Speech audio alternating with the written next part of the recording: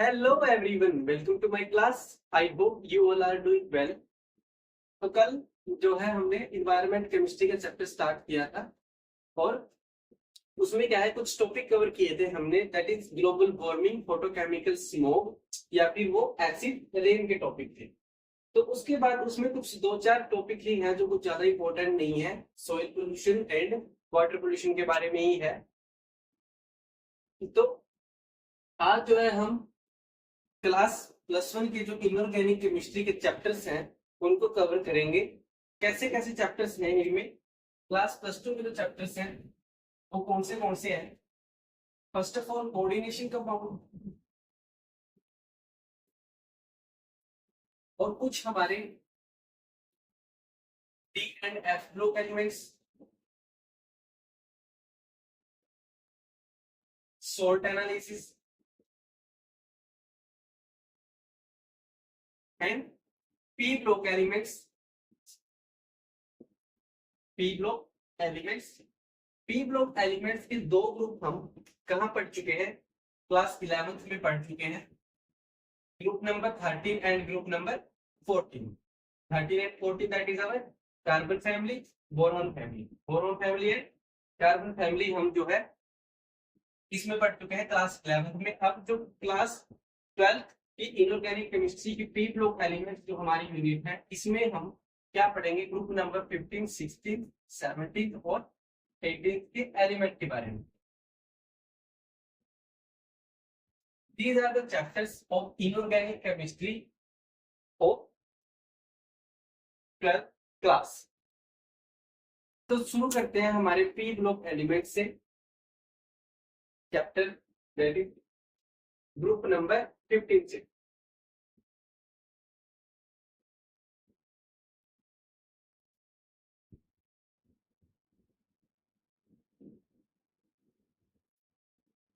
P block elements होते क्या है, सबसे पहले पी ब्लॉक एलिमेंट्स क्या होते हैं, जिनका लास्ट इलेक्ट्रॉन किसमें एंटर करता है, लास्ट इलेक्ट्रॉन एंटर इनटू इसमें पी ऑर्बिटल में, जिनका लास्ट इलेक्ट्रॉन जो है पी ऑर्बिटल में एंटर करता है उनको हम क्या कहते हैं, पी ब्लॉक एलिमेंट बोलते हैं। इनकी इलेक्ट्रॉनिक कॉन्फ़िगरेशन क्या होती है, electronic configuration ns two np 1 से 6। अब 1 से 6 का क्या मतलब है, यानी कि इसमें क्या है 6 ग्रुप एग्जिस्ट करते हैं।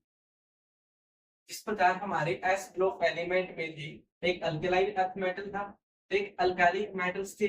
वो ग्रुप क्या था, ग्रुप 1 एंड ग्रुप 2, यानी कि उसमें दो ग्रुप थे। First is our alkali metals and the second is alkaline earth metal. Second क्या था, अल्कलाइन अर्थ मेटल। उसी प्रकार जो ग्रुप 13 से ग्रुप 18 तक के एलिमेंट्स है वो कहां पे आते हैं, उन एलिमेंट्स को हम बोलते हैं P block elements. This is electronic configuration of p block elements. और कहां से कहां लाई करते हैं, ग्रुप 13 टू ग्रुप 18। 13 और 14 एलिमेंट्स हमने क्लास 11th में डिस्कस किया है और ग्रुप 15 टू 18 हम इसमें डिस्कस करेंगे क्लास 12th की पी ब्लॉक एलिमेंट्स चैप्टर में।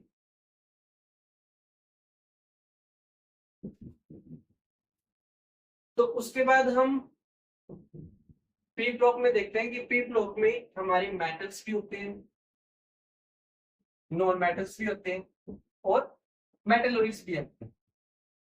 मेटलॉइड्स को हमने याद करने की ट्रिक जो है पिछली वीडियोस में हमने आपको बताई थी, जहां पे हमने कवर किया था पी ब्लॉक एलिमेंट्स, जहां पे हमने स्टार्टिंग की थी दैट इज बोरोन फैमिली से। उसमें हमने देखा था कि कैसे हम मेटलॉइड्स को याद कर सकते हैं, उनकी क्या ट्रिक्स होती है। और वैसे ही बोरॉन फैमिली और कार्बन फैमिली के एलिमेंट्स को याद करने की जनरल ट्रिक भी हमने देखी थी। तो अगर आपको ये नहीं पता है तो आप पिछली वीडियो में देख सकते हैं और मेटलॉइड्स के बारे में जान सकते हैं कि मेटलॉइड्स को हम कैसे याद रख सकते हैं। तो हम शुरू करते हैं अब ग्रुप 15 एलिमेंट से। ग्रुप 15 एलिमेंट जो है हमारा, उसको हम क्या बोलते हैं, नाइट्रोजन फैमिली भी बोलते हैं, क्योंकि जो हेड एलिमेंट है हमारा वो क्या है, नाइट्रोजन। बिकॉज ऑफ नाइट्रोजन हम उसको क्या बोलेंगे, नाइट्रोजन फैमिली भी बोल सकते हैं। तो क्या होता है, जो हमारे हेड एलिमेंट होते हैं लाइक बोरोन, कार्बन, नाइट्रोजन, ये क्या करते हैं, हमारे different type of behaviour show करते हैं। अदर देन कोई भी उसमें ग्रुप में एलिमेंट्स है, उनसे कुछ अलग एनिमल्स बिहेवियर क्या है ये शो करते हैं। तो ग्रुप 15 में क्या कौन से एलिमेंट एग्जिस्ट करते हैं, नाइट्रोजन, फॉस्फोरस, आर्सेनिक और एसबी जिसको हम एनाटॉमी भी बोलते हैं, और पिस्मिड और यूयू। क्या ये क्या है, हमारा एक एलिमेंट है जो अनडिस्कवर्ड है। Okay, that is our nitrogen, phosphorus, arsenic, anatomy SB, bismuth, and this is our element that is ये अनडिस्कवर्ड है। इसका नाम जो है IUPAC नॉमेनक्लेचर के नाम से इसका नाम पड़ता है, और इसको हम क्या बोल सकते हैं, मोस्कोवियम इसका नाम डिस्कवर हुआ है, मोस्कोवियम। अब इसको अगर हमें डिटेल में पढ़ना है इन एलिमेंट्स के बारे में, ग्रुप 15 के बारे में हमें डिटेल में पढ़ना है, तो हमें क्या है, जनरल ये याद होने चाहिए कि कौन से एलिमेंट इसमें एग्जिस्ट करते हैं और कैसे कैसे हम उनको याद रख सकते हैं। तो इनका याद रखने का एक जो है आसान तरीका है, वो क्या है,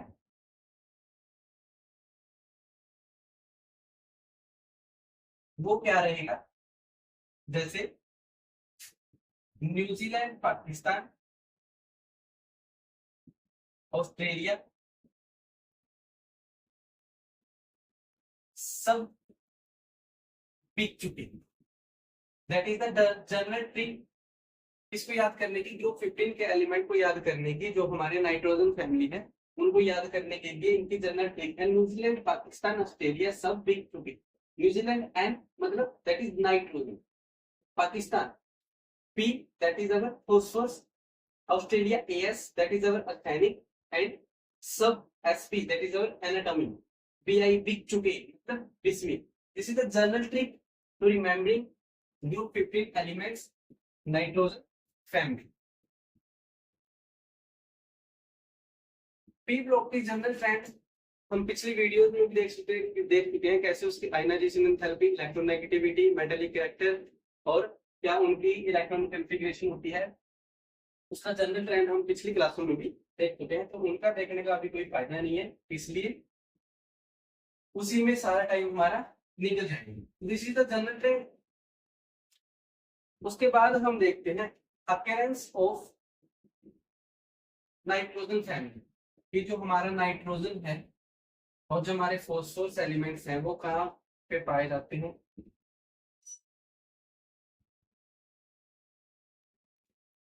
सबसे पहले nitrogen, phosphorus, arsenic that is our anatomy, bismuth,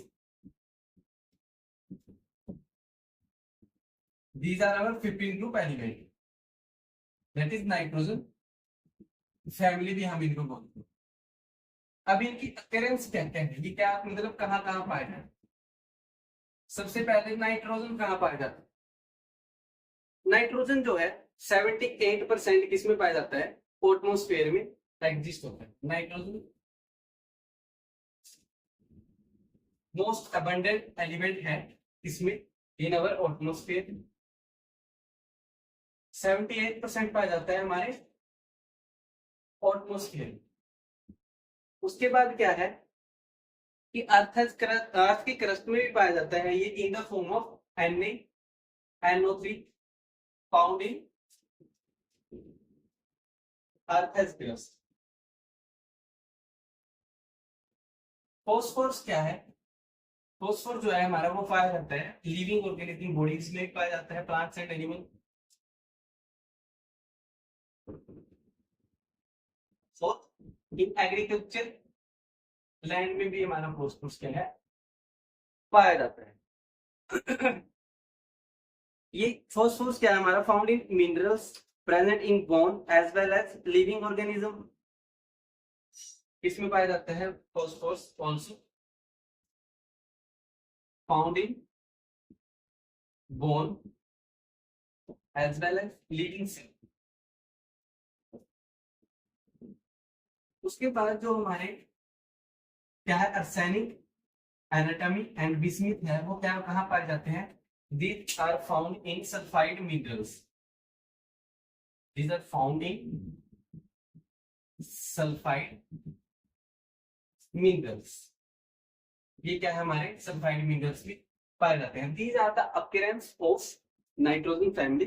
ये नाइट्रोजन कहाँ पाया जाता है? 78% एटमॉस्फेयर में, found in earth crust in the form of NaNO3। और फॉस्फोरस जो है हमारा वो बोन सेल में पाया जाता है, found in bone as well as living cell. और क्या है जो हमारे आर्सेनिक, एनाटॉमी एंड बिस्मिथ है वो कहाँ पाए जाते हैं? Found in sulphide minerals. Then discuss करते हैं physical properties of p block elements group 15 nitrogen family की। अब हम डिस्कस करते हैं क्या? Physical properties. तो फिजिकल प्रॉपर्टी डिस्कस करने के लिए सबसे पहले हमें उसकी क्या देखनी पड़ेगी? Electronic configuration. On the basis of electronic configuration से ही हम क्या बता पाते हैं उसका फिजिकल कैरेक्टर क्या है, मेटालिक कैरेक्टर क्या है, और क्या क्या उसकी इलेक्ट्रोनेगेटिविटी, हाइड्रोजन कैसे डिक्रीज होती है, कैसे इंक्रीज होती है। Physical properties of group 15 elements. सबसे पहले क्या देखनी पड़ेगी हमें? सबसे पहले इलेक्ट्रॉनिक कन्फिगरेशन देखते हैं।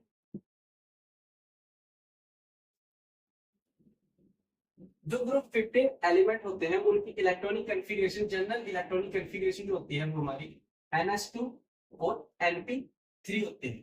यानी कि इसके लास्ट इलेक्ट्रॉन में जो p ऑर्बिटल में इलेक्ट्रॉन होते हैं वो क्या होंगे? हाफ फील्ड होंगे, हाफ फील्ड इलेक्ट्रॉन होंगे। अगर वो हाफ फील्ड है, हाफ फील्ड ऑर्बिटल है, that means half field and fully field क्या होते हैं? मोर स्टेबल, यानी कि हाईली स्टेबल होते हैं, हाईली स्टेबल होते हैं। और क्या है हमारा एस ब्लॉक? क्या है एस ब्लॉक में? हम कितने एलिमेंट आते हैं? दो इलेक्ट्रॉन आते हैं उसमें। अगर उसमें दो इलेक्ट्रॉन क्या आते हैं तो वो तो अपना क्या है डोनर पूरा कर ही रहा है, तो उसकी तो कोई बात ही नहीं है। यहाँ बात है पी ऑर्बिटल की कि उसमें हाफ फील्ड इलेक्ट्रॉन है, फुली फील्ड इलेक्ट्रॉन है। इसमें हाफ फील्ड और फुली फील्ड इलेक्ट्रॉन जो होते हैं वो क्या होते हैं? हाईली स्टेबल होते हैं। तो डिस्कस करते हैं सबसे पहले इलेक्ट्रॉनिक कॉन्फ़िगरेशन। नाइट्रोजन का टॉपिक नंबर 7, दैट इज, तो इलेक्ट्रॉनिक कॉन्फ़िगरेशन क्या बनेगी? Helium 2s2 2p3, phosphorus atomic number that is 3s2 3p3। इसमें क्या है? 3d10 4s2 4p3। Then anatomy की जो हमारी रहेगी ऑर्गन आएगा। एनाटॉमी की जो हमारी इलेक्ट्रॉनिक कॉन्फ़िगरेशन रहेगी वो क्या रहेगी? Kr 4d10 5s2 5p3। And bismuth की जो हमारी इलेक्ट्रॉनिक कॉन्फ़िगरेशन रहेगी that is xenon 4f14 5d10 6s2 and 6p3। This is the general electronic configuration of nitrogen family group 15 elements। General electronic configuration के हिसाब से हम देखते हैं क्या कि यहाँ पे भी s ऑर्बिटल में 2 इलेक्ट्रॉन है और p ऑर्बिटल में 3 इलेक्ट्रॉन है, और फॉस्फोरस में भी 2 इलेक्ट्रॉन s ऑर्बिटल में है और 3 इलेक्ट्रॉन कहाँ पे है? हमारे p ऑर्बिटल में है। उसी प्रकार आर्सेनिक में भी एंड उसमें क्या है? एनाटॉमी में भी और बिस्मिथ में भी। तो जनरल इलेक्ट्रॉनिक कॉन्फ़िगरेशन हमारी क्या हुई, ns2np3, यानी कि s में हमारे s ऑर्बिटल में 2 इलेक्ट्रॉन है, s ऑर्बिटल में 2 इलेक्ट्रॉन है और p ऑर्बिटल में 3 इलेक्ट्रॉन, 3 क्या है, इलेक्ट्रॉन है। This is the general electronic configuration of nitrogen family group 15 elements. उसके बाद हम देखते हैं कि नाइट्रोजन फैमिली जो है वो हाईली स्टेबल होती है, किसकी वजह से, because of half paid electron, वो तो मैं आपको बता ही चुका हूं। देन देखते हैं हम फिजिकल प्रॉपर्टी होती है एक density.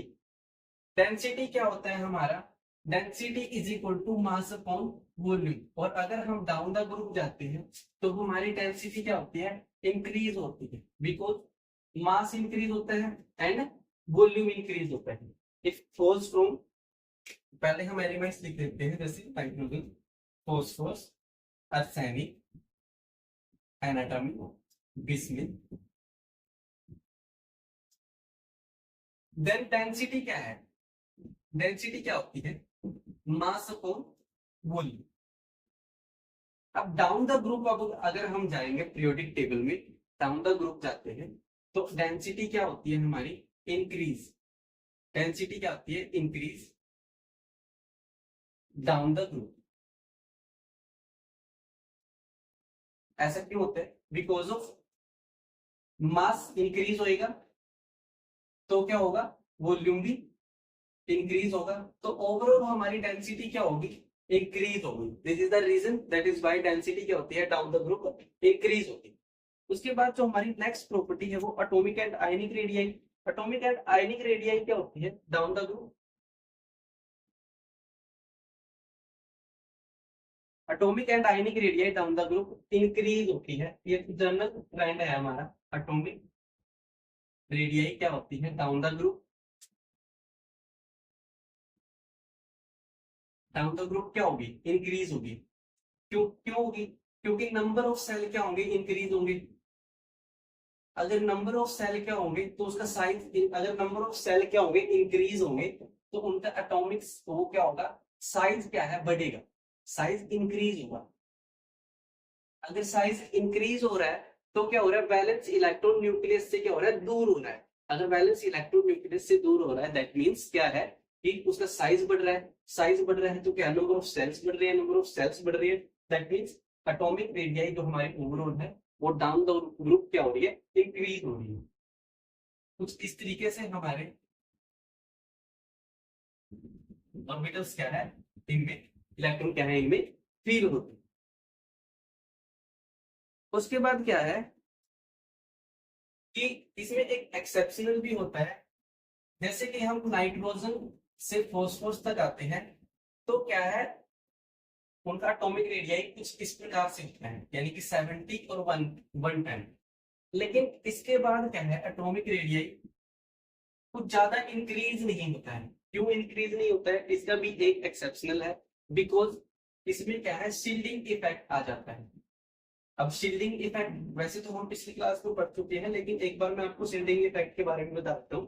What is shielding effect, on the basis of electronic configuration. अगर हम इलेक्ट्रॉनिक कॉन्फ़िगरेशन के हिसाब से चले तो आर्सेनिक जो हमारा एलिमेंट है उसमें क्या है, डी ऑर्बिटल की एंट्री हो जाती है, यानी कि इसकी इलेक्ट्रॉनिक कॉन्फ़िगरेशन कुछ इस प्रकार से बनती है, 3d10 4s2 4p3। यानी कि इसमें अगर डी ऑर्बिटल की एंट्री हो जा रही है तो according to shielding effect d और एफ ऑर्बिटल जो है हमारे वो क्या होते हैं, पूर शील्डिंग इफेक्ट होता है। पूर shielding effect, that means electron और न्यूक्लियस के बीच में क्या है, एक शील्डिंग इफेक्ट, यानी कि उसको कोई इफेक्ट नहीं पड़ रहा है और न्यूक्लियस क्या है, इलेक्ट्रॉन को अपनी तरफ फिर भी खींच रहा है, ठीक है, दैट मींस उसका ज्यादा इफेक्ट नहीं पड़ रहा है। तो इसलिए क्या है, एटॉमिक रेडियाई यहाँ पर ज्यादा इंक्रीज नहीं हो रही है। और एस और पी ऑर्बिटल जो है हमारे वो क्या होते हैं, गुड शील्डिंग इफेक्ट, वो क्या होते हैं, good shielding effect. This is the reason कि यहाँ नाइट्रोजन से फॉस्फोरस तक तो हमारे क्या है, एटॉमिक रेडियस क्या है, ज्यादा हो रही है, लेकिन उसके बाद क्या है, हमारी एटॉमिक रेडियस कम हो रही है। देन उसके बाद करते हैं हम आयनाइजेशन एंथैल्पी। आयनाइजेशन एंथैल्पी क्या होती है, यानी कि इलेक्ट्रॉन को निकालने के लिए जितनी एनर्जी की जरूरत होती है उसको हम क्या बोलते हैं, ionisation enthalpy. Minimum amount of energy required to remove the most loosely bound electron from a net. Ionisation enthalpy क्या होती है, minimum amount of energy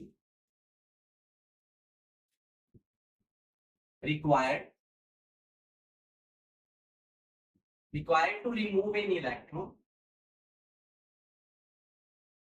from the,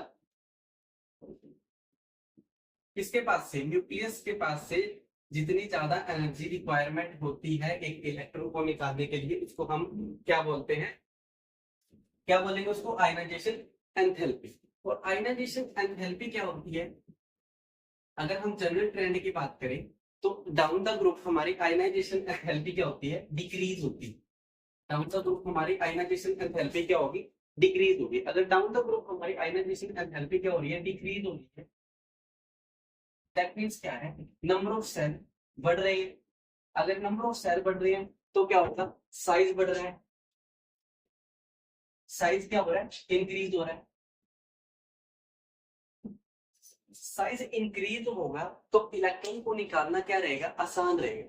ठीक है, दैट मींस इलेक्ट्रॉन को आसान निकालना आसान रहेगा, इसलिए तो डिक्रीज हो रही है। अगर इलेक्ट्रॉन को निकालना आसान रहेगा तो उसके लिए तो वो डिक्रीज हो रही है। अब इसमें भी क्या है, जो सक्सेसिव एंथैल्पी का ऑर्डर है वो कुछ इस प्रकार से होता है, जो सक्सेसिव ऑर्डर जो है वो कुछ इस प्रकार से होता है। दैट मींस ये जो हमारा